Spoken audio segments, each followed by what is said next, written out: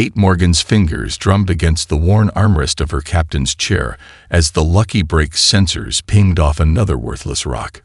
6 hours of methodically sweeping the Kuiper Belt had yielded nothing but ice and common minerals, barely enough to cover their fuel costs. "Tell me again why we're out here in the ass end of nowhere, Cap." Mike Torres called from his engineering station, his voice carrying the edge of someone who'd been awake far too long. "Because," Kate said, straightening in her chair, "Kuiper ore comes at a premium these days, and we're the only salvage crew crazy enough to come out this far." She brushed a strand of auburn hair from her face, squinting at the sensor readouts. Something flickered at the edge of their range, probably another false positive. The Lucky Break wasn't much to look at, a retrofitted mining vessel with more patch jobs than original hull, but she was home to the 6-person crew who'd bet everything on this run. Kate had sacrificed a promising career at NASA for the freedom of salvage work, though lately she'd been questioning that choice. The sensor ping came again, stronger this time. "Hey, Cap." Rachel Hayes, their sensor specialist, leaned forward at her station. "You might want to see this. Getting some weird readings from Grid Sector 7. Kate moved to Rachel's station, studying the oscillating patterns on the display. "That's not normal mineral composition." "Mike, what do you make of this?" Before Mike could answer, the ship's proximity alerts blared to life. A massive shadow passed over the viewports, blocking out the distant sun. "Holy shit," Mike breathed. Hanging in the void before them was a ship, or what was left of one. It's designed to fight Earth engineering. Smooth, organic curves intersected with crystalline structures that seemed to grow from the hull itself. The vessel was easily 3 times the size of the Lucky Break, its dark surface marred by what appeared to be weapon damage. "Rachel, full scan." "Mike, power down all non-essential systems." "Johnny, keep us at a safe distance." Kate's NASA training kicked in, methodically addressing each concern. "Melissa, start documenting everything. This could be first contact." Cap." Johnny's voice shook slightly as he manned the helm. "According to these readings, that thing's been here for at least 200 years. The scans started coming in. The alien vessel's hull was composed of materials unlike anything in their database. More intriguingly, despite its apparent age, there were energy readings emanating from deep within. "Suit up," Kate ordered. "Mike, you're with me. Rachel, monitor from here. The rest of you, standard salvage protocols." As Kate and Mike donned their EVA suits, she couldn't shake the feeling that something was off. The damage patterns on the hull didn't match any known weapon signatures. They were too precise. "Like someone took it apart on purpose," Mike muttered, echoing her thoughts as they approached the airlock. The short EVA to the alien vessel was tense. Up close, the crystalline structures pulsed with a faint, bluish light. Kate and Mike landed on what appeared to be an external dock, their magnetic boots engaging with a solid thunk. "Looking for an entry point," Mike reported, scanning the hull with his equipment. "Wait. Cap, these crystals, they're reacting to our presence." Before Kate could respond, a section of the hull simply disappeared, revealing a perfectly circular entrance. "That's not creepy at all," Mike said. They stepped inside, their helmet lights illuminating a corridor that seemed to extend indefinitely in both directions. The walls were lined with the same crystalline formations, their pulses now stronger, more rhythmic. "Mike, check these readings. Is it my imagination? Or do these pulses match human brainwave patterns?" A sudden whir of machinery cut through their comms. Defense turrets emerged from hidden panels, their design as alien as the ship itself. Kate's heart stopped as multiple targeting lasers painted their suits. "Don't move," she whispered, her mind racing. The turrets tracked them with deadly precision, but didn't fire. Instead, they emitted a series of complex scanning beams. "Cap," Mike's voice was barely audible. "Call me crazy, but I don't think these things are trying to kill us." "No," Kate agreed, watching as the scanning beams intensified. They're testing us. Dr. Ethan Harrison stared at the holographic display until his eyes burned. For 6 weeks, the crystalline structures from the alien vessel had defied conventional analysis. The military's research facility beneath the New Mexico desert hummed with activity, but he barely noticed anymore. "You're going to go blind," a familiar voice said behind him. Kate Morgan stood in the doorway, still looking uncomfortable in the formal military attire they'd assigned her. Her crew had been requested to stay on site as consultants, though everyone knew it was to keep them quiet. "Look at this." Ethan gestured to the neural pattern displays. "Every time we expose the crystals to human brain activity, they respond. But with any other species," he switched to recordings of their tests with the various alien ambassadors. "The crystals remain dormant. The brass thinks you're wasting time," Kate said, closing the door. "They want to crack it open and reverse engineer the technology. They can't." Ethan ran a hand through his disheveled hair. "The crystalline matrix would shatter under any attempt at forced entry. It's like it's waiting for something. Someone." A commotion outside drew their attention. Through the observation window, they watched as Mike Torres argued with 2 military scientists. He'd been conducting his own tests on the ship's engineering systems, much to the military's annoyance. "Dr. Harrison." Mike burst into the lab, ignoring the protests of the guards outside. "You need to see this. Now." On Mike's tablet, a complex wave pattern pulsed in perfect synchronization with the crystals. "I was running diagnostics on the ship's power systems when I noticed. The energy signature isn't random. It's a carrier wave, and look what's riding on it." Ethan's eyes widened. The pattern was identical to human theta waves during problem-solving tasks. "It's not just responding to us," Ethan whispered. "It's trying to communicate." Kate leaned in, frowning. "Can we talk back?" "Not here." Ethan glanced at the cameras. Too many eyes. That night, after most of the facility had cleared out, Kate, Ethan, and Mike made their way back to the ship. The military had moved it entirely underground, its crystalline surface casting ethereal shadows in the cavernous space. "This is either brilliant or how horror movies start," Mike muttered as they approached the entrance that had opened for them weeks ago. Ethan carried a modified EEG device, stripped down to its basics. "If I'm right, we don't need all the fancy equipment. The ship's already reading us. We just need to focus." They stepped inside, and immediately the crystals brightened. The pulse rate increased, matching their heightened heart rates. "Now what?" Kate asked. "Think of it like tuning an old radio." Ethan attached the EEG sensors to his temples. "We need to match its frequency." For several minutes, nothing happened. Then Ethan began to hum softly, a sound that resonated with the crystal's pulse. The corridor filled with a soft blue light. Suddenly, Ethan gasped. His eyes rolled back, and the crystals flared blindingly bright. "Ethan." Kate moved to help him, but Mike held her back. "Look," he pointed at the wall, where the crystals were forming patterns. "No, symbols." Ethan's voice came out strained, distant. "I can see. It's not just a ship. It's a key, part of something bigger." His body shuddered. They scattered the pieces, waiting for the right ones. The symbols shifted faster, a cascade of alien language that the ship was somehow translating directly into Ethan's mind. "They're showing me why." His words cut off in a cry of pain. Blood trickled from his nose as the neural connection overwhelmed his senses. Kate yanked the sensors from his head, breaking the connection. The crystals dimmed immediately, but the symbols remained etched on the wall. "I saw it," Ethan whispered as they held him up. "Why humans are different. Our neural patterns, they're not natural. We were engineered for this centuries ago. We're not just finding this technology." He looked at the symbols with wonder and terror. "It's finding us." Before they could process this revelation, alarms blared throughout the facility. Over the intercom, a panicked voice announced, "Unknown vessels entering Earth's atmosphere. Multiple contacts.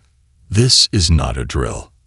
The XRKeth had arrived. Red emergency lights bathed the underground facility in a hellish glow as Kate, Ethan, and Mike raced through the corridors. Above them, the first sounds of combat reverberated through the desert floor. "The ship," Kate shouted over the alarms. "We need to get back to the ship."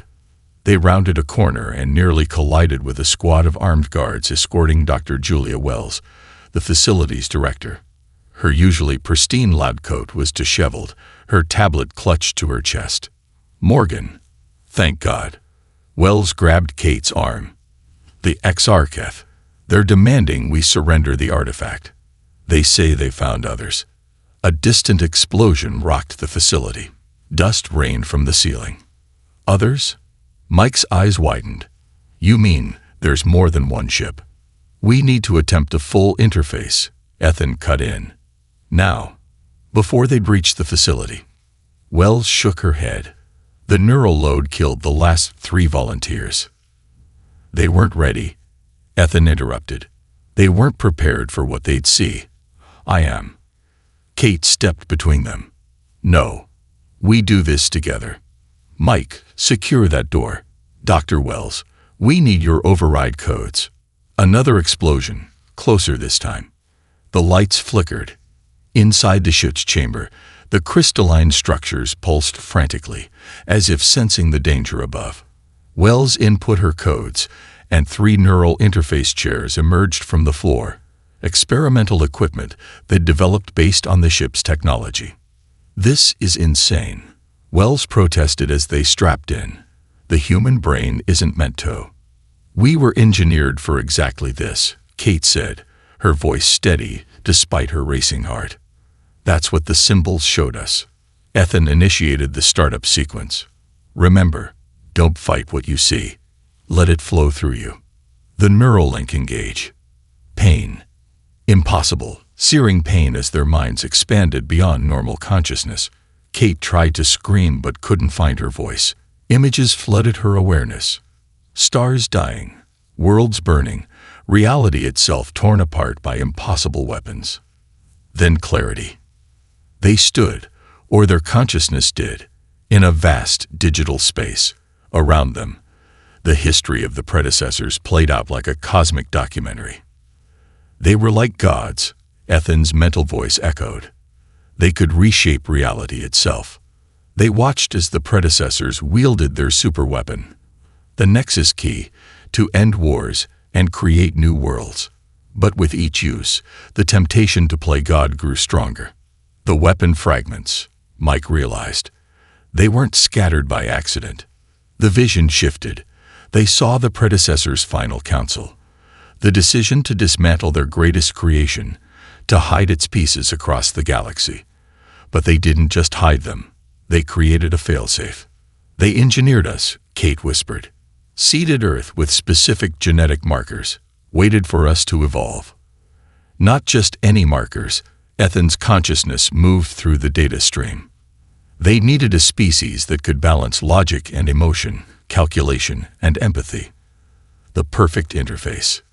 The vision shattered as a massive explosion rocked the facility.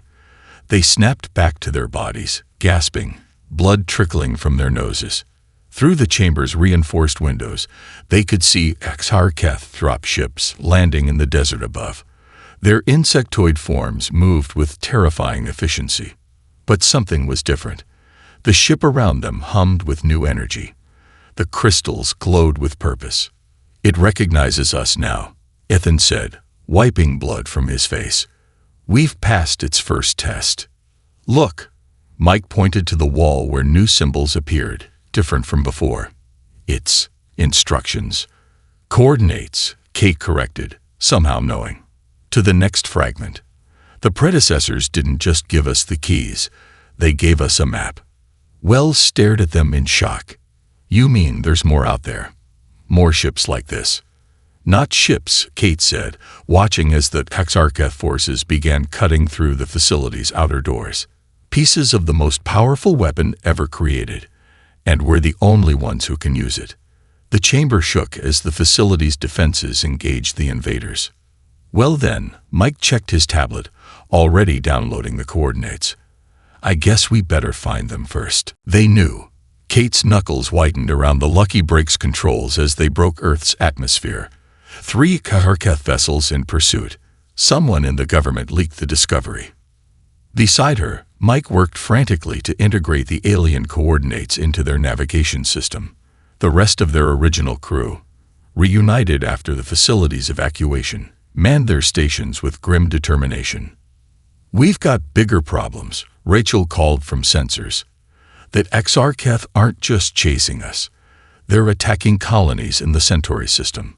Ethan pulled up the intel feeds on his screen. The images made his stomach turn. They're not just attacking. They're taking prisoners, human prisoners. A blast rocked the ship. Johnny's evasive maneuvers barely kept them ahead of the alien weapons fire. They're trying to crack our genetic code, Kate realized. Find a way around the failsafe. She opened a secure channel. Dr. Wells, are you receiving? The scientist's hologram flickered to life in the ship's command center. Behind her, they could see the remains of a hidden bunker. The facility is lost, but I've made contact with others. A resistance cell within Earth's military. They've been watching the government's weapons division for months. The same division that leaked our location. Mike's voice dripped with sarcasm. The same division that's been conducting their own experiments on human subjects, Wells corrected, trying to weaponize our connection to the artifacts. Another blast rattled the ship. Warning lights flashed across the console. Save it for later, Kate ordered. Wells, can your contacts help us reach those coordinates? Better, they can help you rescue the prisoners that Exarcheth took. Our intel suggests they're being held at a research facility near Alpha Centauri B. Kate studied the navigation data. The coordinates from the artifact pointed in the opposite direction, towards the Pleiades cluster. We can't save everyone. Melissa spoke up from her station, voicing what they all feared. No, Kate agreed. But we can split up. She turned to her crew. Mike, Ethan, you're with me. We follow the coordinates. Rachel, take Johnny and Melissa. Link up with Wells' resistance contacts. Find those prisoners. You're dividing our resources, Ethan questioned. I'm multiplying our chances. Kate programmed a series of jump coordinates. The Exarcheth will have to split their forces too. And something tells me we're going to need all the human consciousness we can get to interface with these artifacts. The ship shuddered as another blast hit their shields. Through the view screen, they watched 2 more Exarcheth vessels emerge from hyperspace. 30 seconds to jump capability, Mike announced. Rachel hugged Kate fiercely. Don't die out there, Cap. Same to you. Kate managed a smile. Rendezvous at these coordinates in 3 days. If either team doesn't make it. We'll make it, Johnny said firmly. The ship's jump drive hummed to life. On the tactical display, the Exarcheth vessels moved to surround them. Now, Kate shouted. The Lucky Break split into its emergency configuration, a feature Mike had installed for just such an occasion. The forward section, with Kate, Mike, and Ethan, shot towards the Pleiades. The rear section, carrying Rachel, Johnny, and Melissa, veered towards Centauri space. The Exarcheth, caught off guard by the maneuver, divided their pursuit forces. As the stars blurred around them, Kate allowed herself one moment of doubt. Had she just sent half her crew to their deaths? Multiple ships dropping out of hyperspace, Mike reported. Not Exarcheth. Different configuration. The tactical display lit up with new contacts. The ships were sleek, predatory, and definitely not human. We've got company, Ethan said grimly. Kate tightened her grip on the controls. Looks like we're not the only ones hunting for fragments anymore. The new ships opened fire, their weapons unlike anything they'd seen before. The race for humanity's destiny had begun, and they were already running out of time. The Exarcheth research facility burned. Through the Lucky Break's view screen, Kate watched escape pods jettison from the dying station like desperate stars. Status on the fragment, she asked, trying to ignore the destruction they'd just witnessed. Secured, Mike replied from the cargo bay. But Cap, you need to see this. The fragment they'd recovered was smaller than the first, barely larger than a basketball. But its crystalline surface writhed with energy, reacting violently to its proximity to the original piece. Ethan stumbled in, his face pale. They were trying to force activation, used captured humans as conduits. The memory of what they'd found in the facility's labs would haunt them all. The Exarcheth's crude attempts to replicate the neural interface had left dozens of humans catatonic or worse. 3 star systems, Kate whispered. Their failed attempt tore holes in 3 whole systems. The fragments pulsed in synchronization, their light casting strange shadows across the cargo bay. When they'd arrived at the facility, reality itself had been unraveling. Ships and stations caught in the effect had twisted into impossible shapes, their crews experiencing time at different rates. That's not the worst part, Mike said, checking his readings. The effect is spreading. A priority transmission cut through their dark thoughts. Rachel's face appeared on the nearest screen, her image distorted by interference. Kate, we've got the prisoners, but static consumed her words for a moment. Earth's forces. They're doing the same thing. Some Black Ops project called Ascension. They've got fragments too, and there. The transmission cut out entirely. Plot a course back to Earth, Kate ordered. Maximum speed. We can't, Ethan said, studying the fragments. These pieces, they're reaching critical resonance. We need to stabilize them first. How long? Hours, maybe. I don't. Ethan stopped as new symbols appeared in the air between the fragments, projected by their competing energies. The symbols shifted, transformed, became a 3-dimensional map of the galaxy. Dozens of points lit up like tiny supernovas. All the fragments, Mike breathed. They're showing us everything. No, Ethan moved closer, his expression changing. They're showing us what happens if we don't get this right. The galactic map distorted. They watched in horror as reality itself seemed to tear apart, spreading outward from points where fragments had been forcibly activated. Entire sectors of space collapsed into nothingness. This isn't a weapon, Kate realized. It's something else. Something bigger. A new transmission broke through their comms. Dr. Wells, her voice urgent. The Ascension Project. They're planning a mass activation event. They think they can control it, use multiple human subjects simultaneously to. They'll tear the planet apart, Ethan interrupted. The resonance cascade we saw at the Tarketh facility will look like a firecracker compared to. The fragments pulsed again, brighter this time. New symbols appeared, but these were different. Personal. Directed at them. It's a command structure, Mike said, somehow understanding. These fragments, they're like brain cells, parts of a larger consciousness. The predecessors didn't build a weapon. Ethan's voice shook with revelation. They built an artificial universe, a way to rewrite the laws of physics themselves. But it needs a mind to guide it, Kate finished. A human mind. That's why they engineered us. Not to use it, but to become it. The ship's proximity alerts blared. Multiple vessels dropped out of hyperspace around them. Earth military, Exarcheth, and others they didn't recognize. They followed our resonance trail, Mike reported. Through the view screen, they watched as the ships opened fire on each other, every faction desperate to claim the fragments. Kate stared at the crystalline pieces, their light now nearly blinding. They had minutes, maybe seconds, before the pieces reached critical resonance. The fate of not just Earth, but reality itself hung in the balance. Options, she asked. Ethan met her gaze. Just one.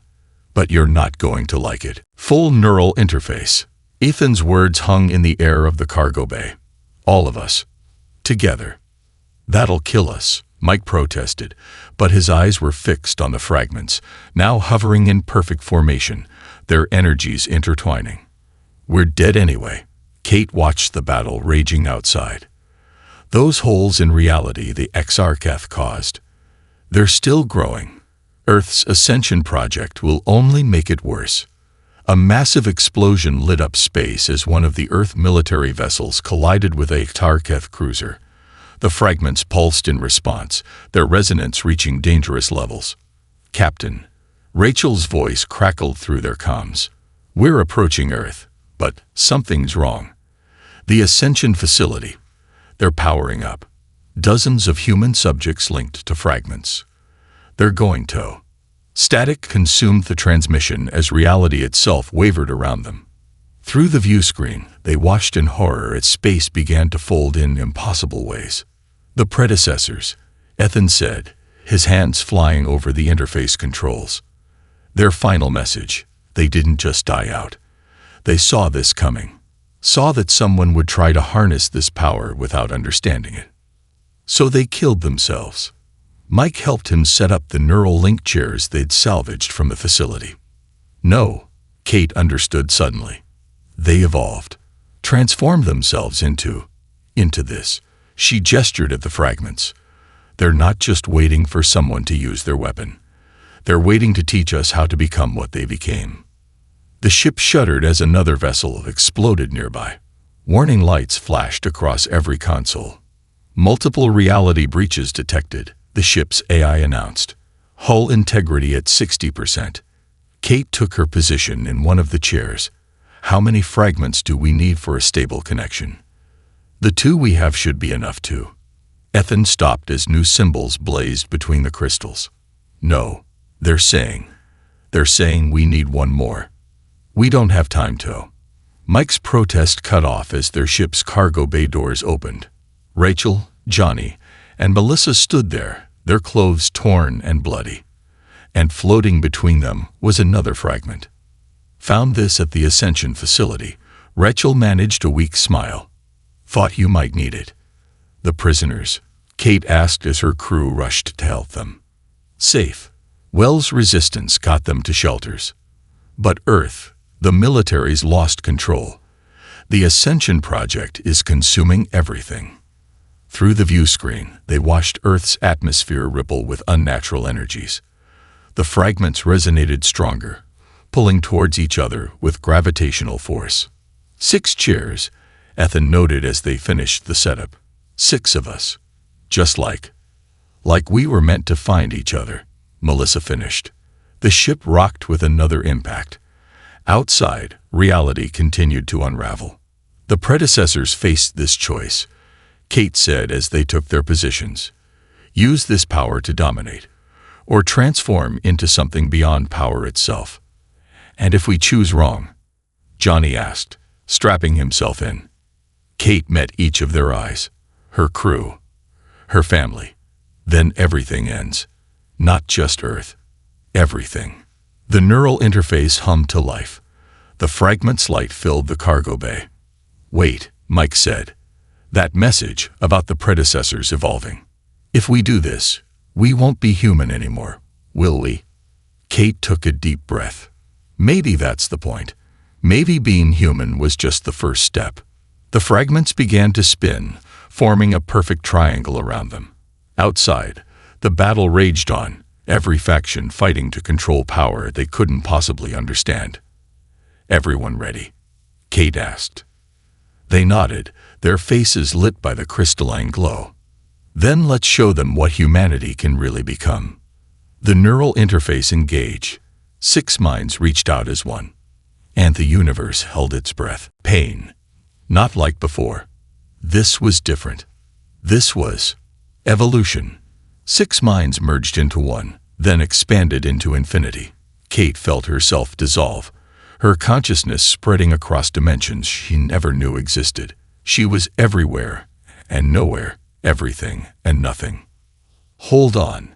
She tried to scream, but her voice was thought itself, rippling through the neural space. "Stay together." Their merged consciousness tumbled through layers of reality. Through their expanded awareness, they saw Earth racked by ethereal storms as the Ascension project tore holes in the fabric of existence. They saw the Tarketh fleet, their weapons useless against the cascading failure of physics itself. They saw everything. Too much, too fast. Focus. Ethan's thoughts anchored them. The fragments. They're showing us something. Reality shifted. They stood, or whatever passed for standing in this state, in a vast crystalline chamber. Around them, beings of pure energy pulsed with ancient wisdom, the predecessors, or what remained of them. You have come. The thought wasn't words, but pure understanding. But are you ready? Images flooded their shared consciousness.